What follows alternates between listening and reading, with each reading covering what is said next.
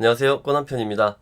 이제 여행을 떠나기까지 3일밖에 남지 않았습니다. 3개월이 남고 3주가 남았던 게 정말 얼마 전인데 벌써 이렇게 다가왔습니다.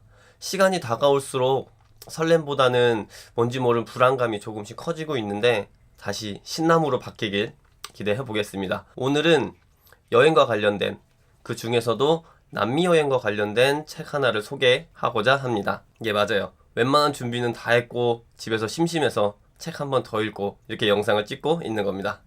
오늘 소개할 책은 우리는 시간이 아주 많아서 라는 책입니다.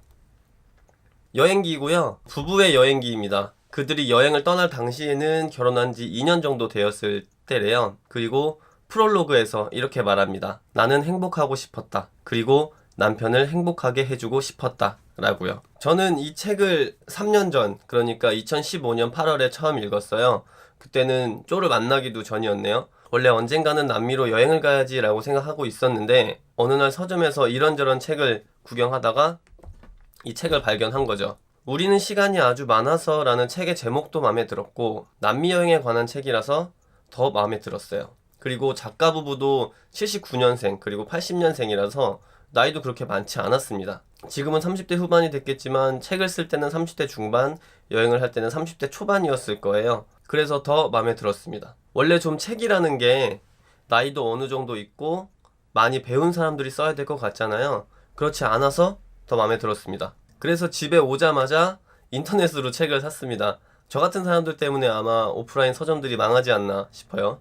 그리고는 출퇴근 시간을 이용해서 단숨에 읽었습니다. 그리고 언제나 그랬듯이 2번을 읽었습니다. 작가 부부는 정다운, 박두산이라는 IT 기업을 다니던 부부예요. 결혼한 지 2년이 지난 즈음에 여행을 떠났고 글은 부인인 정다운 씨가, 책에 수록된 대부분의 사진은 남편인 박두산 씨가 찍었습니다. 부부는 단두잉닷컴이라는 블로그를 운영하고 있는데요. 책을 낸 후에는 바르셀로나에서 2년 동안 지내고 또 책을 냈다고 합니다. 마지막 글을 보니 2달 전에 제주도에 관한 책을 내셨다고 해요. 그들의 4번째 책이라고 하고요. 아마 지금 또 어디선가 여행을 하고 계시지 않을까 싶습니다.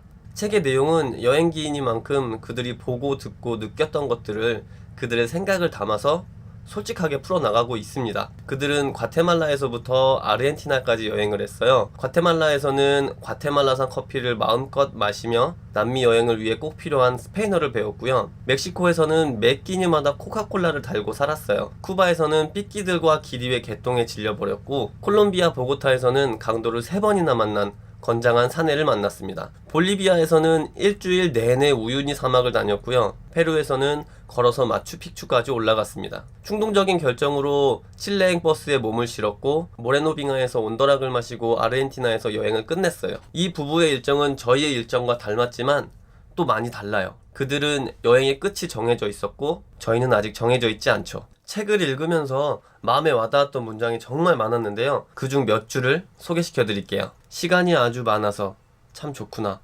참 좋구나 몇 번을 중얼거렸다. 시간이 많아지니까 동네의 개들도 보이고 하늘에 구름도 보이고 저 멀리 화산도 보이고 그 길을 걷고 있는 남편도 그리고 나도 보인다. 부부는 이름만 대면 모두가 알만한 IT 기업에 다녔습니다. 당연히 바빴어요. 야근을 했고 가끔은 야근을 안 했습니다. 그렇기 때문에 주변을 둘러볼 수 있는 시간이 없었는데 이제 주변을 둘러볼 수 있는 시간이 많이 생겼어요. 그것도 아주 많이.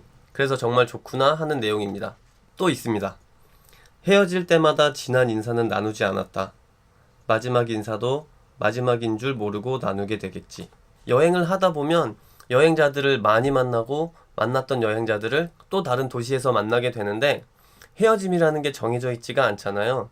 오늘 나누게 될 인사가 마지막 인사인지 또 만나서 인사를 나누게 될지, 그래서 마지막 인사도 마지막인 줄 모르고 나누게 되겠지 라고 하는 부분이에요. 이 책에는 마음에 와닿는 문장이 꽤나 많이 있습니다. 부인 정다운 씨가 글을 정말 이쁘게 잘 쓰는 것 같아요. 또 하나 읽어보겠습니다. 평범한 그네들의 오후에 우리가 잠깐 끼었다. 웃음이 참 많은 오후였다. 어디에 가던 그들은 여행자이고 그곳에는 그곳에서 일상을 보내는 사람들이 있어요. 그 일상을 보내는 평범한 그네들의 오후에 잠깐 끼었다. 그래도 그들의 일상은 바뀌지 않습니다. 하지만 여행자들에게는 아주 큰 경험이고 여행 전체를 바꿔놓을 수도 있어요. 저도 그네들의 오후에 잠깐 끼어 평범하지 않은 경험을 할 수 있으면 좋겠네요. 마지막으로 하나 더 읽어볼게요. 이번에는 남편 박두산 씨의 글입니다. 단위로서의 하루가 아니라 삶으로서의 하루.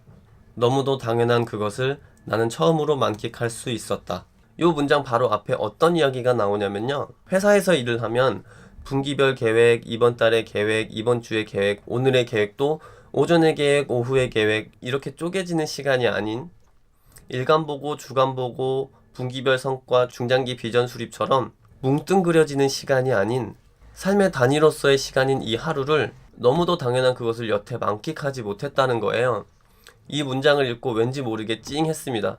총 4문장을 읽어드렸는데요. 이 문장들이 모두 첫 장인 과테말라에서만 나온 문장들입니다. 다른 장에서도 많은 좋은 문장들이 있는데 너무 많아서 일일이 읽어드릴 수는 없을 것 같고 직접 읽고 문장을 온전히 느껴보시는 게 더더욱 좋을 것 같습니다.